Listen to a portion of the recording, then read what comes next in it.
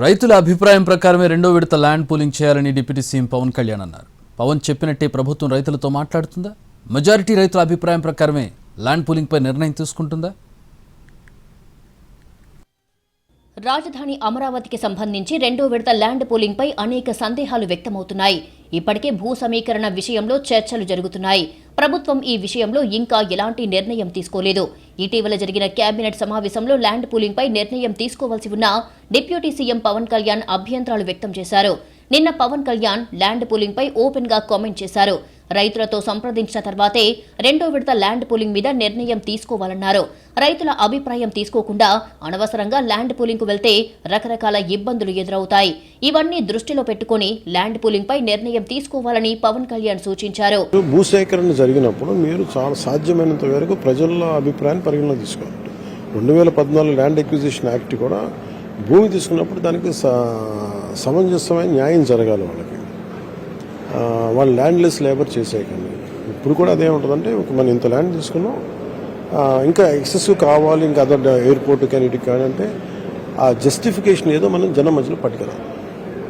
ఇది చాలామంది అభిప్రాయంతో పాటు నా అభిప్రాయం కూడా చెప్పాను. ముఖ్యమంత్రి గారు అడిగారు ఏమనుకుందామంటే అభిప్రాయాలు చెప్పి దాన్ని అసలు ముందు అది ఒక కరెక్ట్గా ఎలా చెప్పాలంటే వీ హ్యావ్ డెలిబరేటెడ్ అన్నమాట. కొంత డెలిబరేషన్ జరిగినాయి. రెండో విడత ల్యాండ్ పూలింగ్ పై ఎలాంటి నిర్ణయం తీసుకోలేదన్నారు మున్సిపల్ వ్యవహారాల మంత్రి Narayana.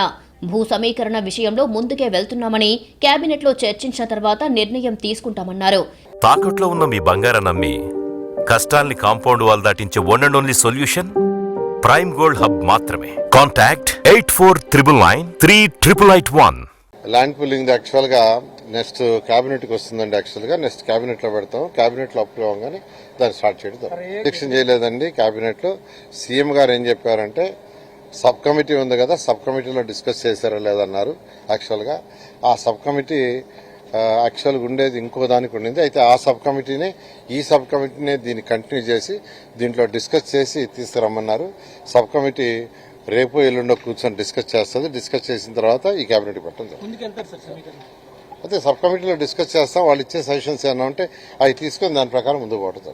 Deputy CM Pawan Kalyan comments కు మంత్రి నారాయణ వ్యాఖ్యలకు చాలా తేడా ఉంది. పవన్ వ్యాఖ్యల్ని ప్రభుత్వం పరిగణలోకి తీసుకుని భూ సమీకరణపై రైతులతో మాట్లాడి నిర్ణయం తీసుకుంటుందో లేదంటే నారాయణ చెబుతున్నట్టుగా ల్యాండ్ పూలింగ్ పై ముందుకెళ్తుందా అనేది చర్చనీయాంశంగా మారింది. రెండో విడత ల్యాండ్ పూలింగ్ విషయంలో రైతుల్లో కొంత అసంతృప్తి, ఆందోళన ఉంది.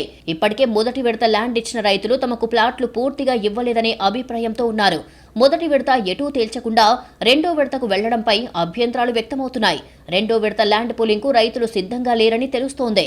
రెండో విడత ల్యాండ్ పూలింగ్ విషయంలో రైతుల్లో ఉన్న వ్యతిరేకతను, రైతులు పడుతున్న ఆందోళనలను ప్రభుత్వం దృష్టిలో పెట్టుకునే ఆలోచనలో ఉంది. Deputy CM Pawan Kalyan direct గానే తన అభిప్రాయం చెప్పడంతో ఇది ఒక రకంగా ప్రభుత్వాన్ని ఆలోచనలో పడేసిందే. ప్రభుత్వం ఏ నిర్ణయం తీసుకున్నా సమర్థించే పవన్ కళ్యాణ్ ఈసారి ల్యాండ్ పూలింగ్ విషయంలో మాత్రం తన అభిప్రాయాన్ని బయటపెట్టారు. వ్యతిరేకత ఉందనే విషయాన్ని ముందే చెప్పారు.